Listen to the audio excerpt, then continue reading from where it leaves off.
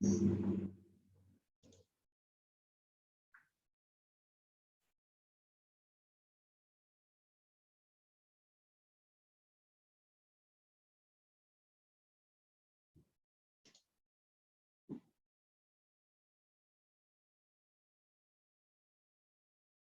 just give folks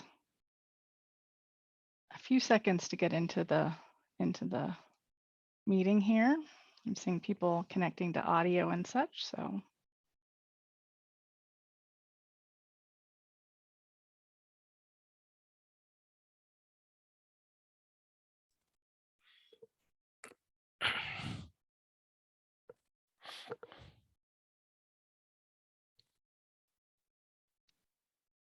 All right, well, why don't we go ahead and get started? Welcome everyone to this meeting on Section 106, Historic Properties, as it pertains to the Riverview Corridor. This is kind of our first meeting for this phase of the project to kind of give an overview of the process and how it fits in with the overall project, but welcome. Why don't we go to the next slide? And let's go to the land acknowledgement. All right, we try to read this before every public meeting that we have. It's the land acknowledgement that every community owes its existence and vitality to generations from around the world who contributed their hopes, dreams, and energy to making the history that led to this moment. Some were brought here against their will, some were drawn to leave their distant homes in hope of a better life, and some have lived on this land since time immemorial.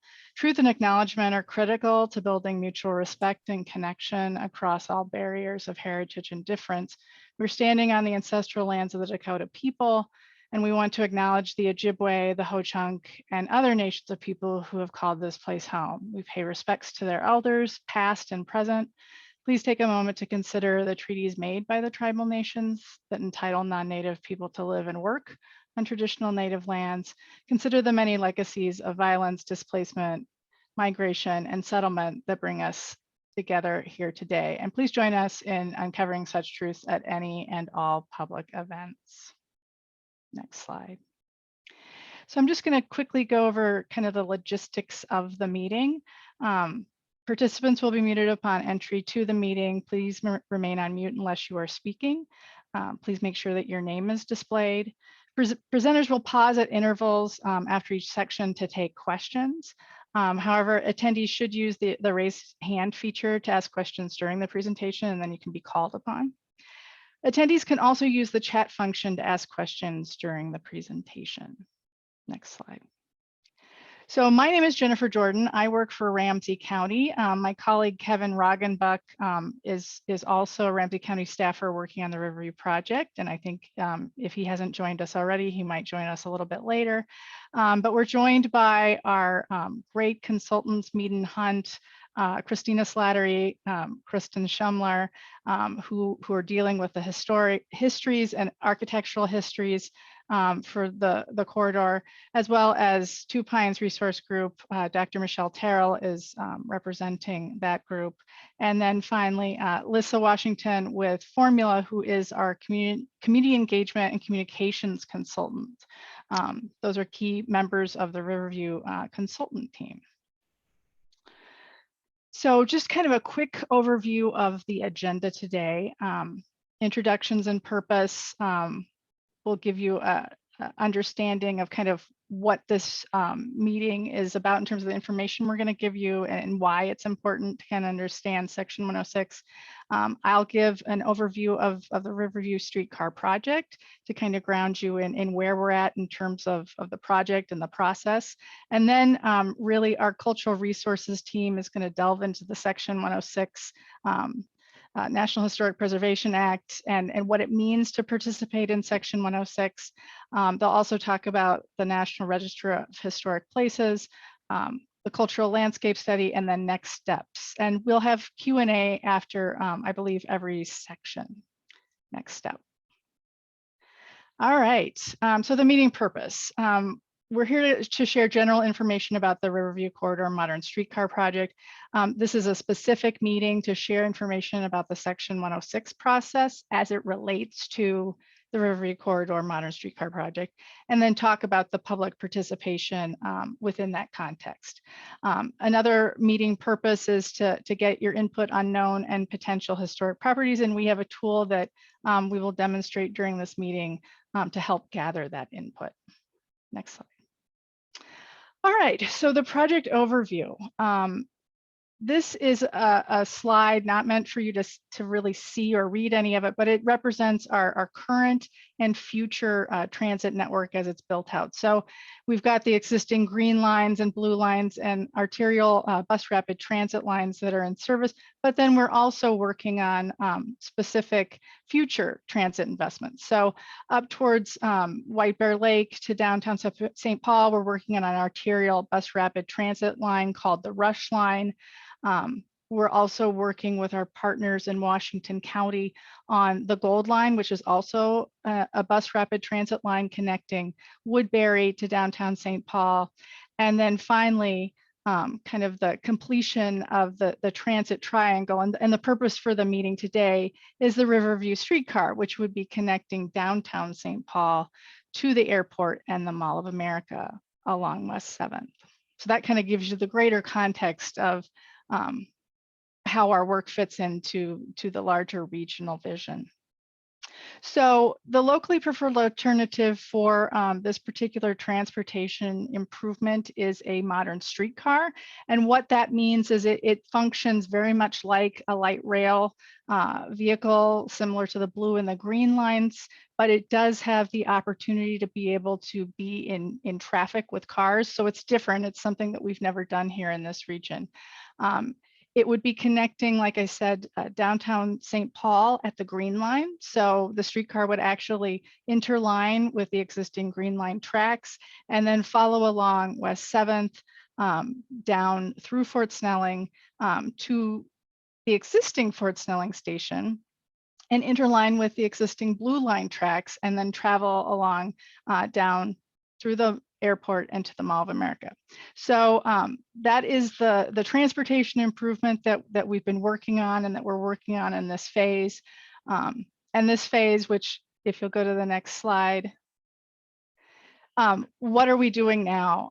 We are in the process of a 3-year phase called engineering and pre-environmental. And the purpose of that phase is to really figure out, okay, how does a streetcar work between downtown St. Paul and the existing Blue Line? How would it work on West 7th? Where would stations be? Are there opportunities for it to be in some dedicated right-of-way, or would it be sharing the street with cars most of the way? So the purpose of this phase is really to figure out the technical details for how a streetcar could actually be implemented. So if you'll go to the next slide, I can talk a little bit about kind of where we're at and where we're going. So as I said, this is a 3-year phase starting on the left side of this graphic. It's a 3-year phase. We're about 1 year into this 3-year phase. And like I said, the purpose of this is to really figure out how a streetcar can work. How will it work in downtown? How will it make the curve into the central station to interline with Green Line? How will it work on West 7th?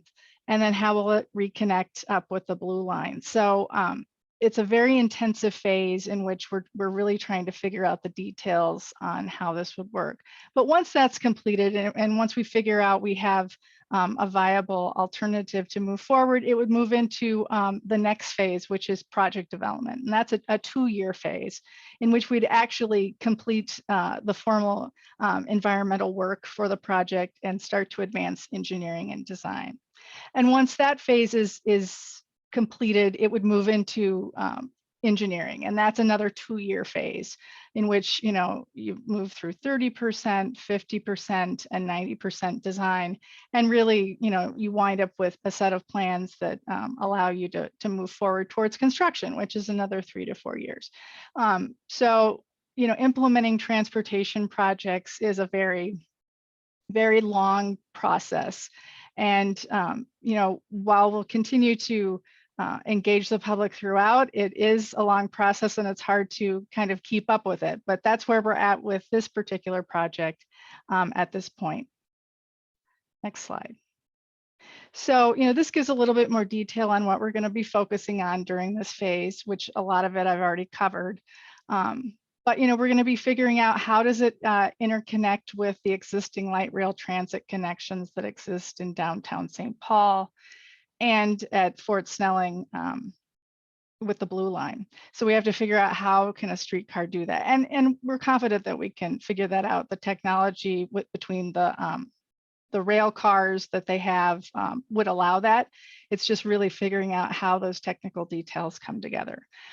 We also need to do some advanced design and engineering around how it works through the Seven Corners area. It's a very popular area. How would that work with existing auto traffic? How can we make this the best possible pedestrian environment? And figure out how this all works in terms of events with the Excel Center. We will be looking at the CP spur parallel to West 7th in the sense that, there are segments of it that might offer an opportunity for improved travel time. So that's something that we are delving into in this phase. The locally preferred alternative for this project is West 7th Street. So we need to figure out, what the pros and cons are of that alignment first. But we are going to figure out if there's, some compelling reason that pieces of the CP spur could, potentially serve part of this corridor. We're really done a lot of work on how we would be crossing the river at Highway 5 and going into Fort Snelling.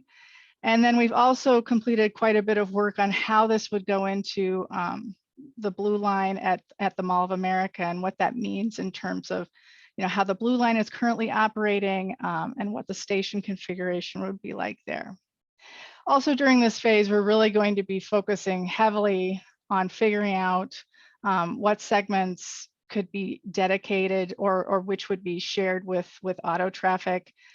Wherever we can get as much dedicated right of way, we would be eliminating any kind of altercation with other cars. That's probably optimal, but in some parts of the West 7th corridor, that may not be possible, but we need to be figuring out exactly what the details are for each of those segments. And then finally figuring out whether this would be a center or side running or a combination of the two along the corridor. The corridor is very wide in some instances, and in other instances it's much more narrower. So center or side running may lend itself to different conditions as the corridor as you go down the corridor. So I think with that, I would be happy to take any questions kind of on the overview of the project as whole before we delve into the Section 106 part of the meeting, which is the whole purpose of the meeting. I can't see questions, so. Please feel free to use the chat. I don't see anything in there yet, and I'm scanning through for hands and reactions, and I am not seeing any. If I have missed you, I apologize. Well, with that, I will throw it over to the Cultural Resources team to delve into the details of Section 106. Christina, you're muted. Sorry about that. Next, we'll do an intro to Section 106 of the National Historic Preservation Act. So historic properties are required to be considered because of federal and state laws, such as Section 106. However, it's also important to consider potential project impacts on historic properties because these are places, buildings, and landscapes that are part of our history and they matter to people. Section 106 is a federal regulatory review that is triggered when a federal agency determines that its action, usually a permit or funding, has the potential to affect historic properties. Section 106 has its basis in the National Historic Preservation Act and its implementing regulations. Section 106 requires a federal agency, in this case FTA, the Federal Transit Administration, to take into account the effects of its actions on properties listed in or eligible for listing in the National Register of Historic Places. The Section 106 process boils down to 4 steps seen on the slide here. Step 1 is initiating the 106 process. This step This step includes determining if a project has the potential to cause effects to historic properties and coordinating the Section 106 process with other statutory reviews. It also includes identifying the parties to be consulted during the Section 106 process and planning for public involvement in the process through venues such as this meeting. Step 2 is establishing the geographic area in which historic properties, if present, might be affected by the undertaking and identifying historic properties in this defined area. This is known as the Area of Potential Effects, or APE. Step 3 considers the proposed project activities and their potential effects on historic properties. And step 4 finally seeks to resolve any adverse effects to historic properties through identifying measures that avoid, minimize, or mitigate adverse effects to historic properties.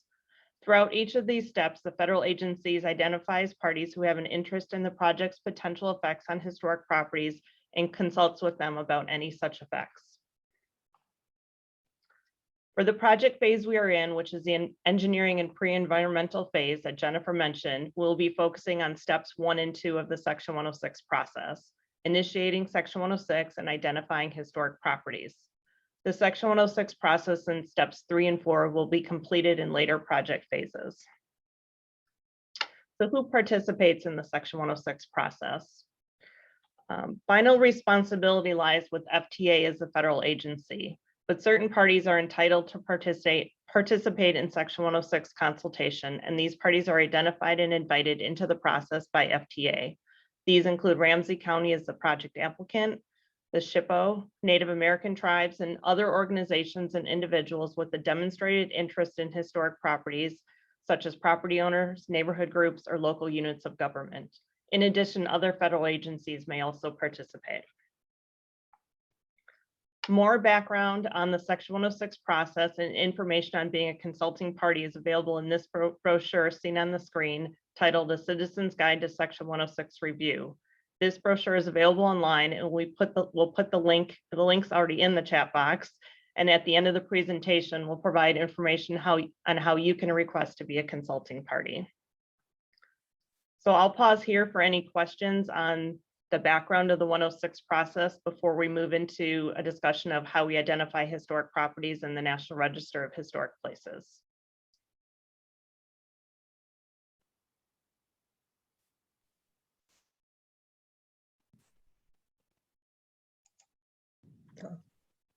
I see Joe Landsberger. You have your hand up. Yes, other than the formal organizations, I see that there aren't any, as far as participants that you list out, architects, historians, etc. What can you say as far as that goes? Anyone who has a demonstrated interest in historic properties can request to FTA to be a consulting party in the process.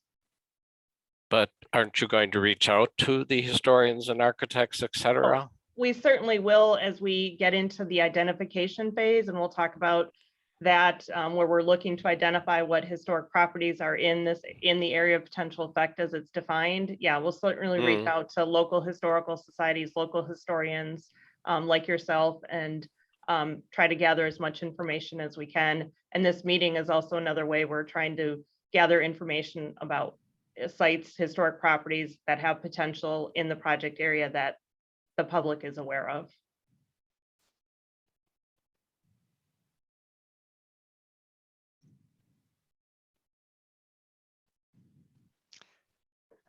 All right. Well, again, if you have questions, don't hesitate to ask. I'm going to go a little more into the detail about the National Register of Historic Places.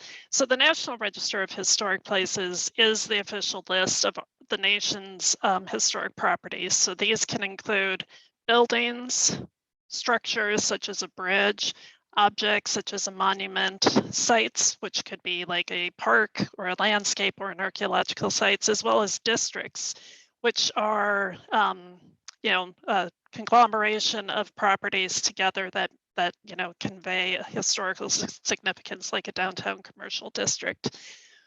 Part of the process to defining if a property is historic is we look to evaluate it against the criteria established for the National Register. This includes 4 main criteria. Criterion A is association with a significant event. It's important to remember that these events could be on a local, state, or national level. So it could be, a worker strike in St. Paul, or it could be, something at a state or national level. Criterion B is if a property is associated with a significant person.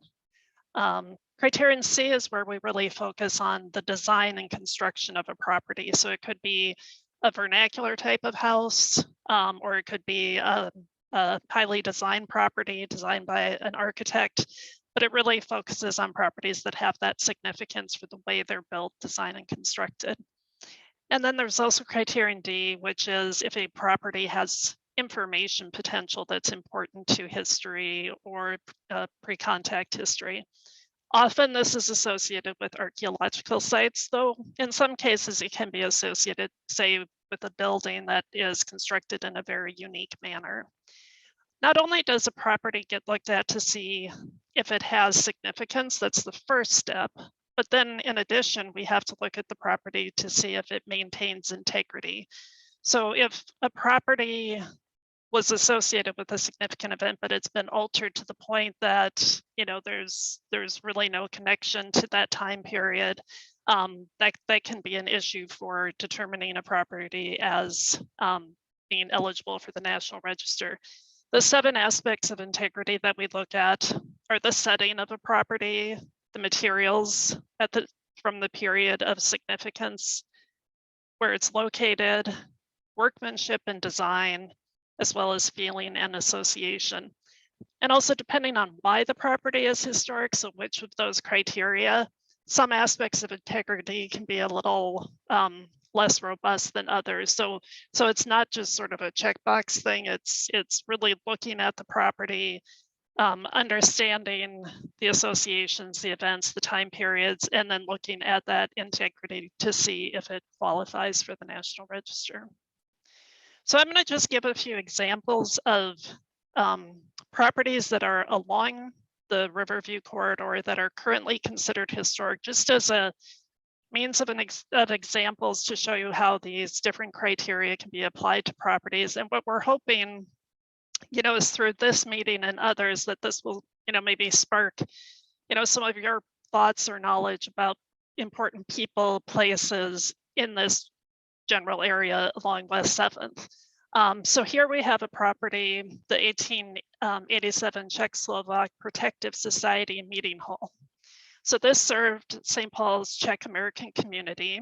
It's the longest serving national hall in Minnesota, and also the longest serving Czechoslovak hall in continuous use in the United States.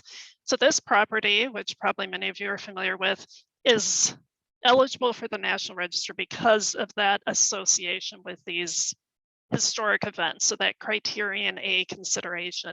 And you can also see that, it appears maybe the windows have changed, but the overall form and, design of the building still really reflects that historic period.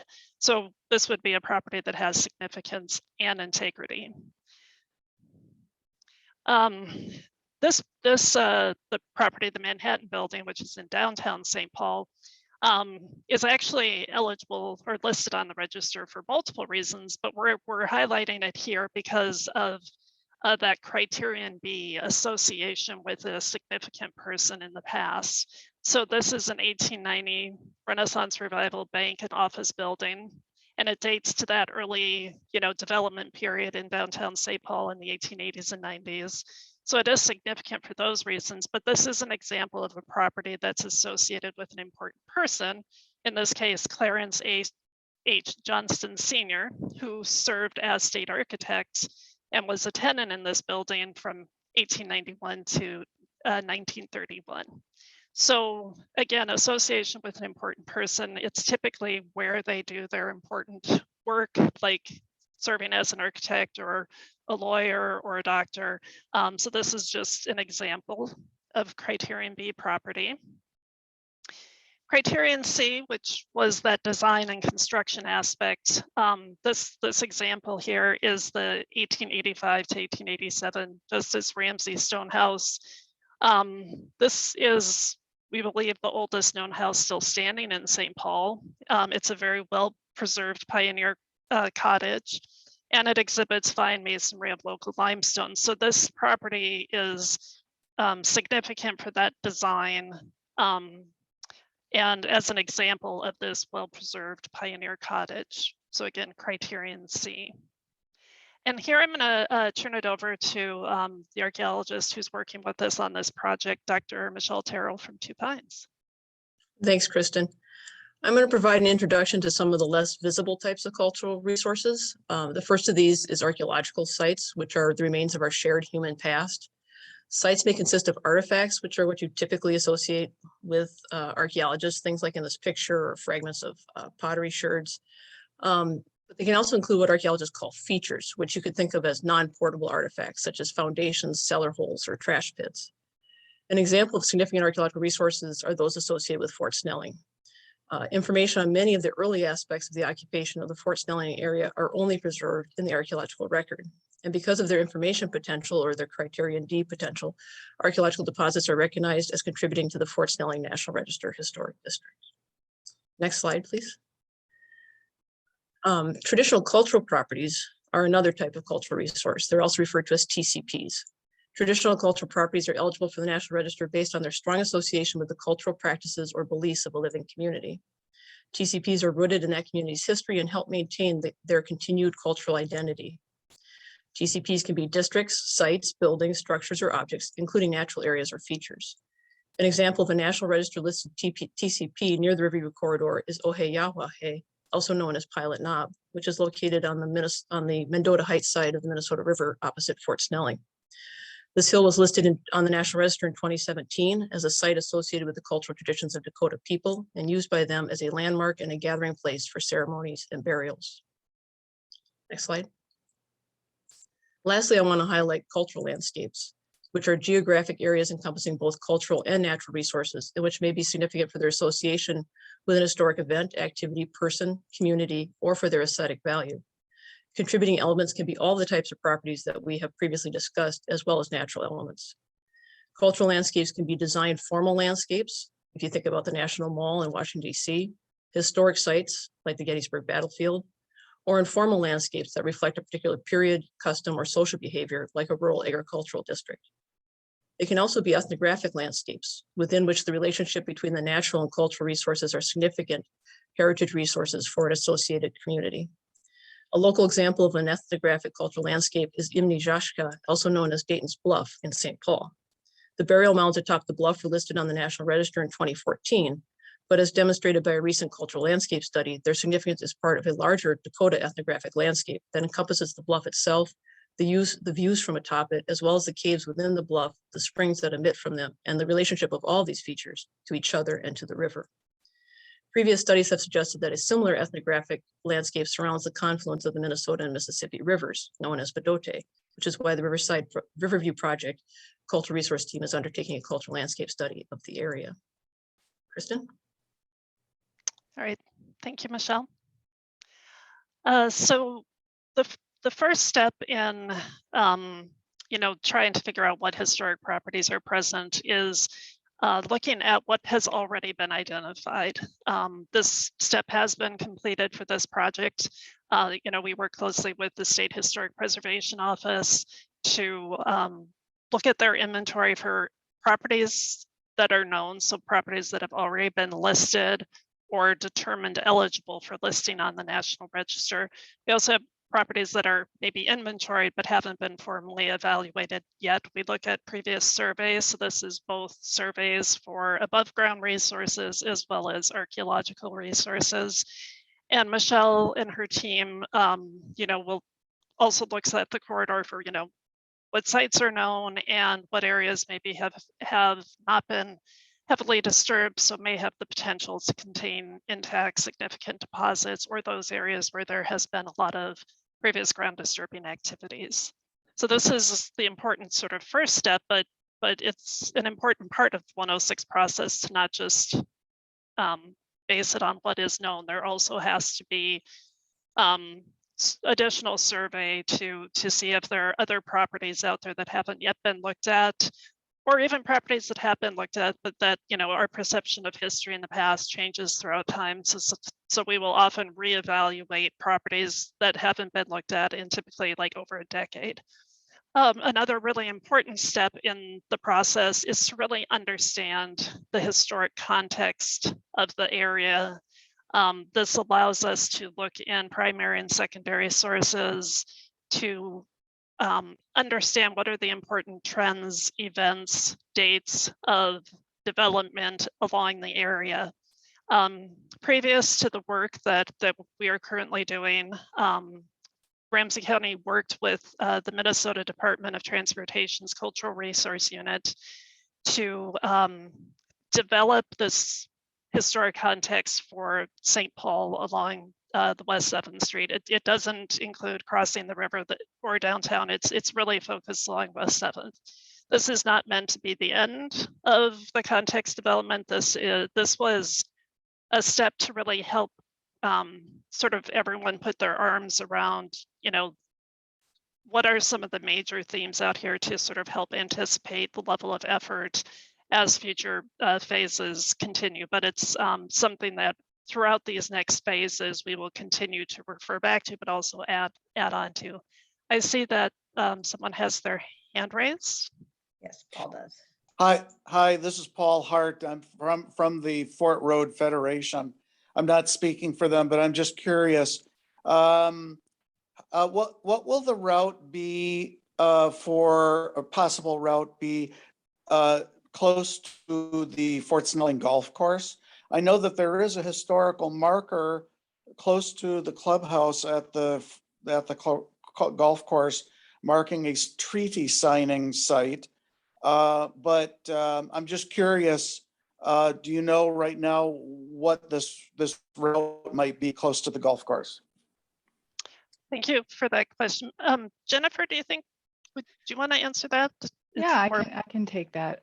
So right now, the alignment would show the streetcar crossing the river, going through the existing Highway 5 tunnel, and then coming up south of the chapel, and then crossing over Highway 55, the Crosstown 62, right about at the place where the blue line comes into the existing Fort Snelling station. So it would be kind of skirting the area of Highway 5. And so I don't believe it would be very, very close to the golf course, because it would be operating on existing blue line tracks at that point.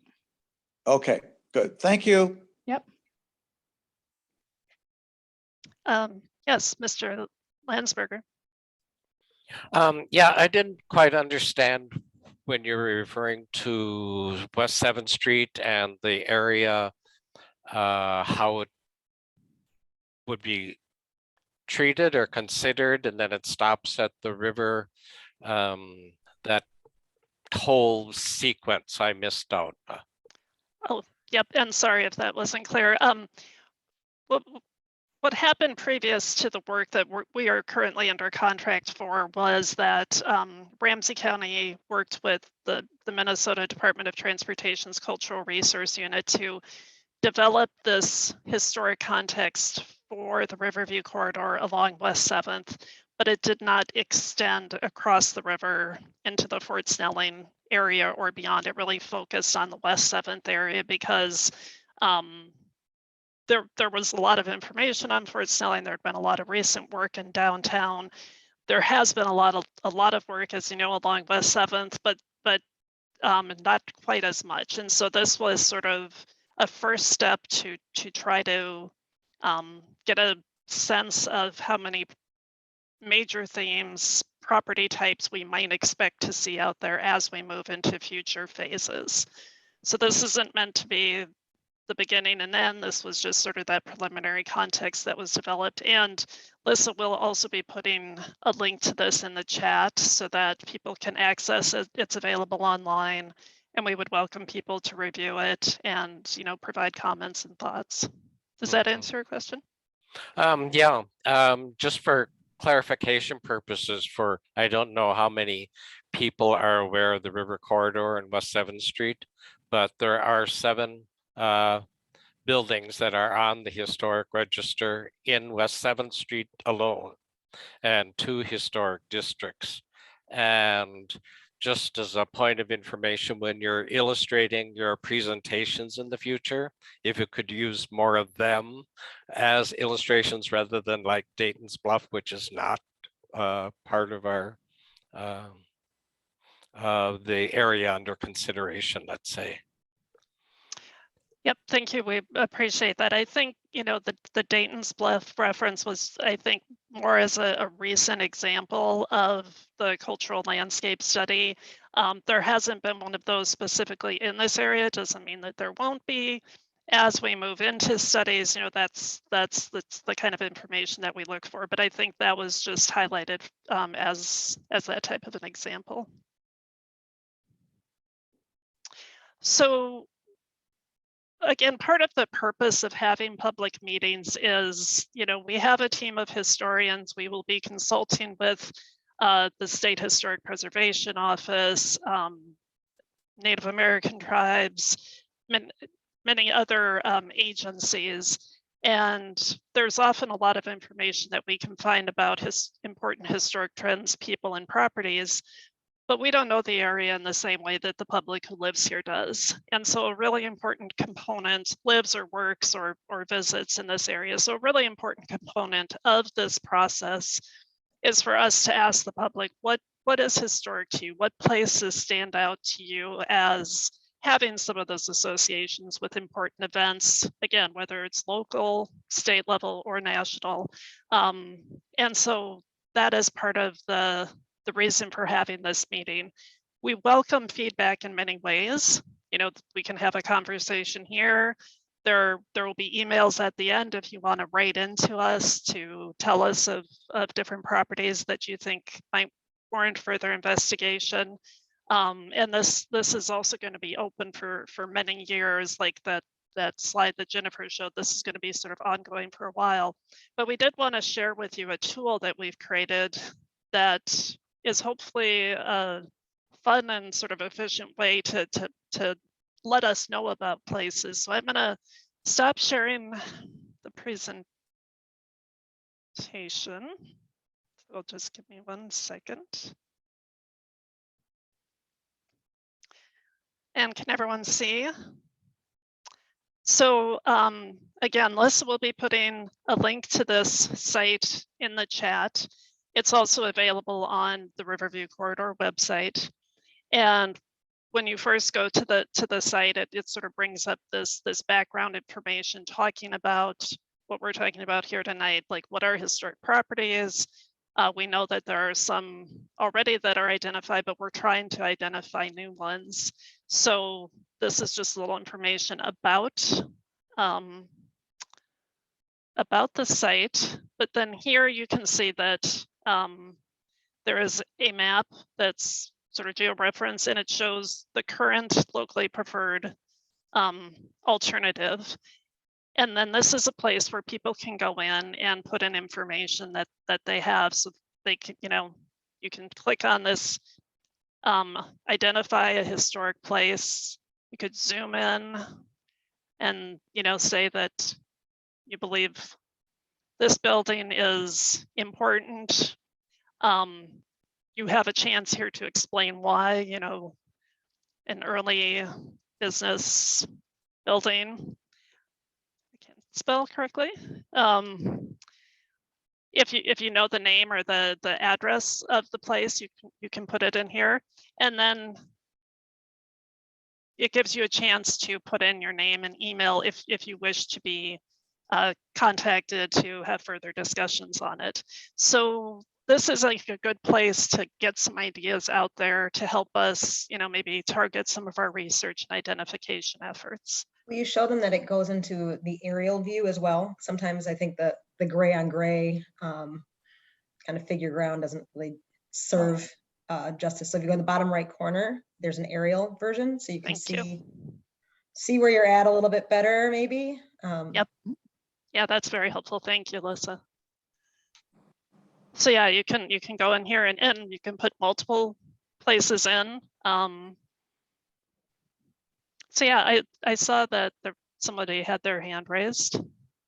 Once again, quick question. How wide a corridor are we talking about for identifying historic buildings? For instance, the Waldman Brewery goes all the way back to 1857. It's a block, roughly a block and a half off West 7th. So is that, would that be an appropriate building? Is that within the corridor that we're looking at? That's a really good question. As Christina mentioned before, part of this process is to identify what's called an area of potential effect. We have not done that yet. That will be an upcoming step. So right now, we would welcome comments for, whatever you feel would be appropriate. If you know of something that's over here and you want to share that information, that's great. We may not end up being surveying over there, but the more information at this point, I think is better. I see a question from Sarah and a comment. The question is, will the team be adding locations of current NR, which I'm assuming is non-registered, listed properties as a layer? And then further went on to say, you may want to add a study area before an APE is defined. Thank you, Sarah.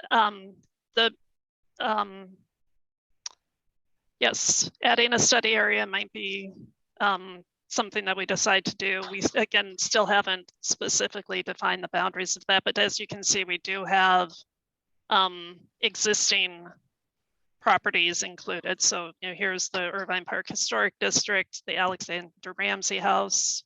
So we do have the currently known properties.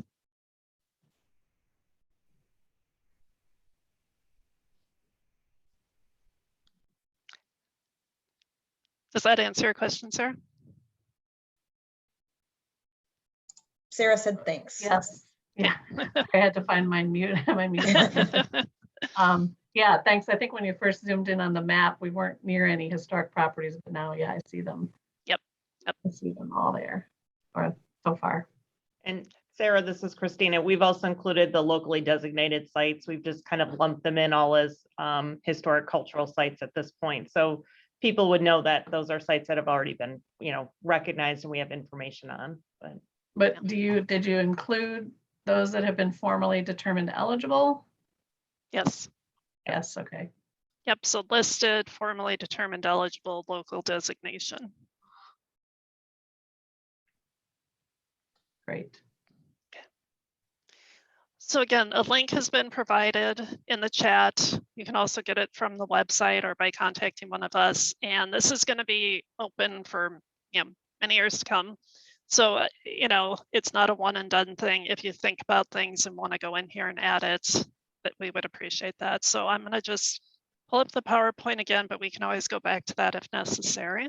I see Paul still has his hand up, and I just want to make sure that he was addressed or he's done. Sorry, I'm done. Thank you. That's okay. I would have lowered it, but I just want to make sure. Thank It's you. great to know that this will continue to be live, and I would assume as an APE is defined and historic properties are starting to be identified, and we go through that process, so it'll be updated. That's a great tool. Yep. Exactly. Again, we're just hoping to be very transparent with the public about where we're at, what we know about. And like I said before, there's histories out there that haven't been, documented in sources that are easy to find. So anything that the public can bring forward is greatly appreciated. So again, here's just a still image of that, but the link should be in the chat for you. So now Christina is going to take us through the next steps. Oh, Jay, did you have a question? Yes, I do. Can you hear me all right? Yes.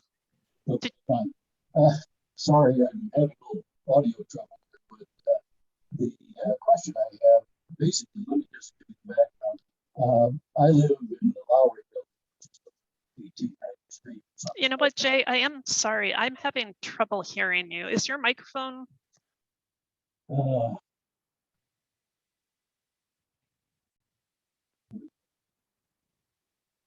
Can you hear me now?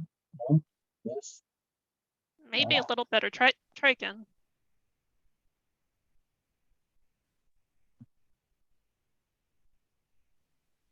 Okay, can you hear me now? I think that's better. Okay, I'm sorry. Uh, I'm having to do this on my phone. That's quite as well as the computer. But my question is basically this. I live on basically Fifth Street and St. Peter, Lowry building, which is a late 1800s building. We're right across from St. Paul Hotel, which is the same village. And of course, the Landmark Center, Rice Park, are all vintage buildings.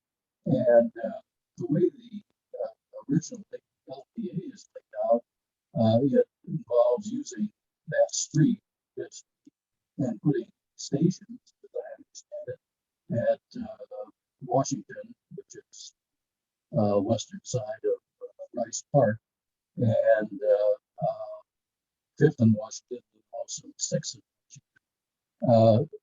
This is where the Landmark Center is, and things like that. So I guess my question is this: are those buildings, or any of those buildings, currently identified? And if not, should they be? And how does one go about it? And I guess maybe answered part of my question.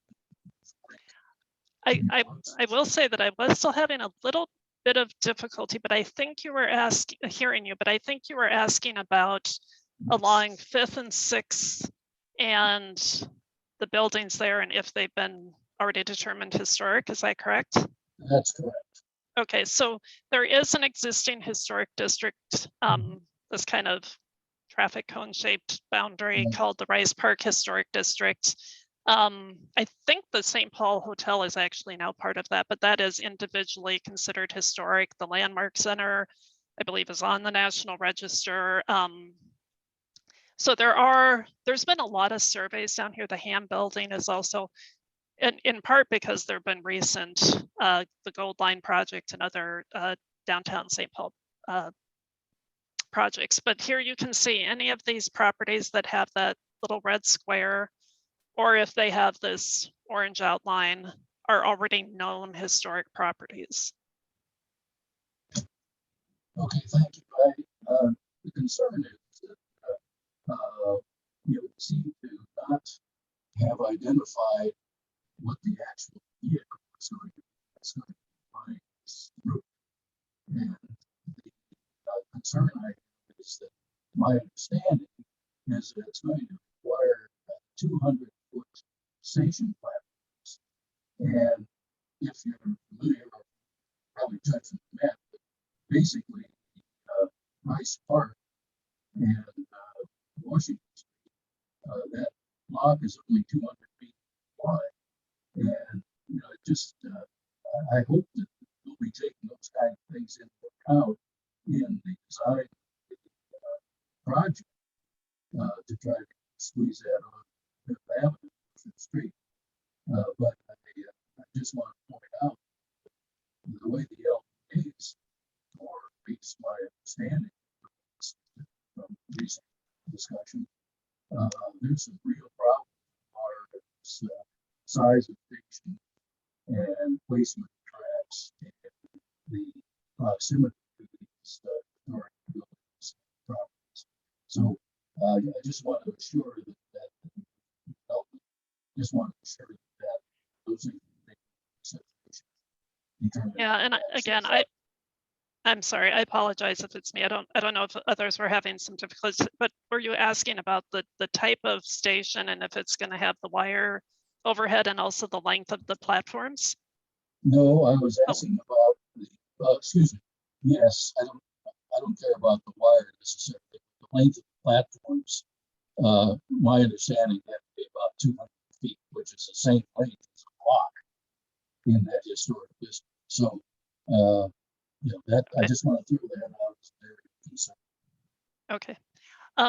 Jennifer, I don't know Yeah. if you want to comment on that too. Yeah, I can take that. So right now, I mean, as part of this phase, we're figuring out where stations should go. And so that is definitely a consideration in these very, very short blocks. Like, does it make sense to have something there? Maybe, maybe not. So we're working to figure out those details so it fits the best way that it can within the urban fabric downtown. Thank you. All right. I will turn it back over to Christina. Sure. So I'll cover kind of the next steps for our process. You go to the next slide, Kristen. Based on the proposed project activities, our next step is going to be to identify that area of potential effects, as was discussed earlier. And as we mentioned, this is the area where historic properties, if they're present, might be affected by the project. Next, we'll work to identify, in addition to the historic properties that are known, ones that are already listed and determined eligible for the National Register. We'll look to see if there's other potential historic properties in this APE, and that's known as a phase 1 survey. That work's expected to begin in the spring, and that's the time when we'll be reaching out to historians and local historical societies, as I mentioned earlier, to ask for additional information they might have on potential historic properties in the area. The survey is going to be completed to cover both above and below ground potential historic properties, and those should be completed, are expected to be completed by the end of 2022. As Michelle mentioned, a cultural landscape study is also being undertaken, and that will be completed in 2022 into early 2023. And then the future Section 106 steps will be completed in subsequent phases of the project. As we said, this is kind of a long ongoing process. Those steps in future phases will be the evaluation of historic properties to see if they are eligible for the National Register, and then also assessing project effects to any historic properties that are identified or are already recognized. Go to the next slide. So if you have a demonstrated interest in historic properties, you can request to be a consulting party. To do so, you can contact Elizabeth Bryseth of FTA. She's on this call, and her email will be put in the chat box, so you can contact her. And with that, we'll pause again to take any questions that you might have or to listen to any information you have on potential historic properties within the project corridor. Before I address Joe there, I just want to let you know that Jay, we were all having a little bit of difficulty, and I think Kristen did a good job of trying to grab as much as she could. I tried to synopsize your questions or comments within the chat, just so that it is reflected somewhere besides the recording. So if there is something more that you would like to add, maybe adding it into the chat to make sure that it's reflected properly might be a good way to go. I believe you said you were on your phone, but I certainly know that we have multiple ways in which you can contact us if we're not getting it fully here today. And now I will let Joe speak. Thank you. Can you go back to that slide 38, or no, the one before that? Yeah. Area of potential effect and cultural landscape study. Now, the Riverview corridor is actually at the heart of European immigration into not only the neighborhood, but the city and the state. It's really the historic genesis of the whole mess.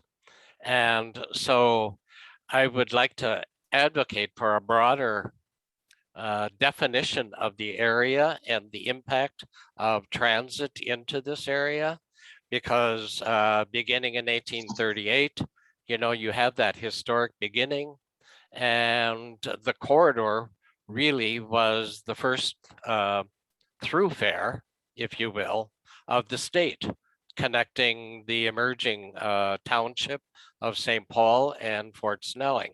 And then all along were the settlers and developments and that sort of thing. And so there's a word I'd like, comprehensive or organic or whatever, that huge perspective of how transit will impact that development and that historic cultural genesis.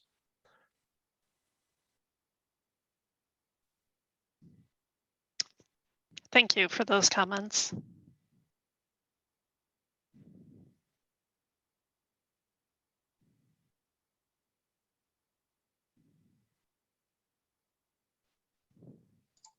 We still have time and room in the chat. One thing you guys may not be aware of, because it's a very new evaluation that our National Register team just received in the State Historic Preservation Office, is a National Register nomination for the AmCon building, which is the current Landmark Towers building between St. Peter and, is it Market Street? Part of it, that Rice Park Historic District is a weird boundary. Part of it may be in there, it's unclear, but we do have an individual nomination for that building right now, which was built in 1984 or 85. Okay. So Kristen or Christina, you'd want to touch base with Dennis Gardner, who's working on that one. Okay. Yeah, Will thank do. you.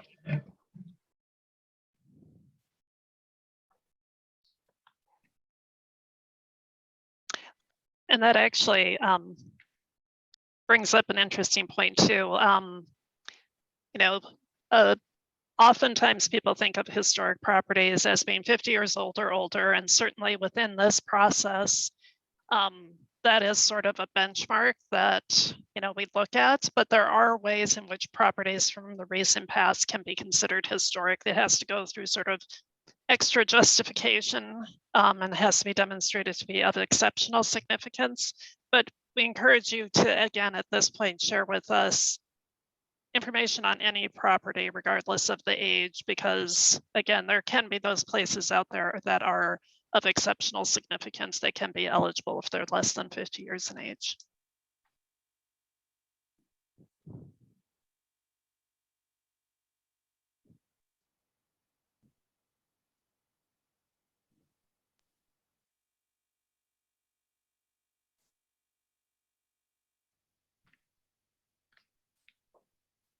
Is there anything else that anyone would like to share or ask a question about? Oh, I see, Paul, your hand is up.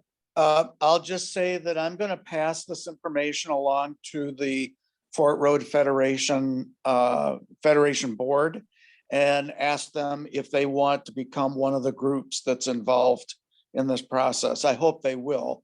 I know that everybody is very interested, given the particular area that our federation covers. So, and I'd be willing to help too. So anyway, I'll pass this along to the board and hopefully you'll hear from them. Great. And I'll, someone had asked in the chat if this PowerPoint would be available, and we will post the PowerPoint on the project website along with the meeting recording. So you can also share that if anybody was not able to participate and is interested.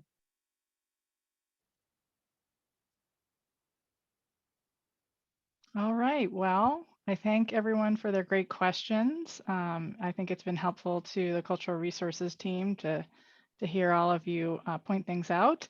But as Christina said, we will be posting this presentation on the project website as well as the recording.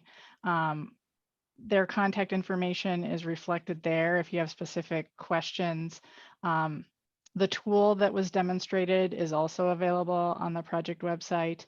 But with that, I thank everyone for their participation and have a good evening. So thanks, everyone.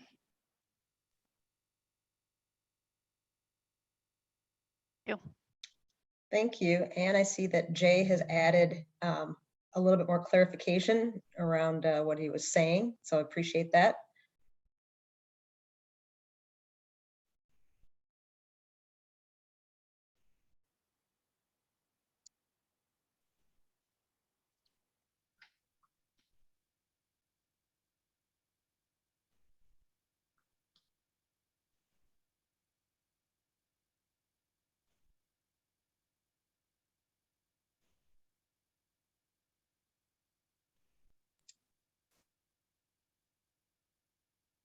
Great job, Christina and Michelle. and let me know if you need anything else from me. I noticed there were 31 participants, but I have not, did not decipher participants from team members, so. Yeah, we'll have that captured and we can identify that number. Great. Yep, thank you so Thank much you. for Have a good facilitating. evening. Thanks, bye. Yep, Thanks. you too. Bye.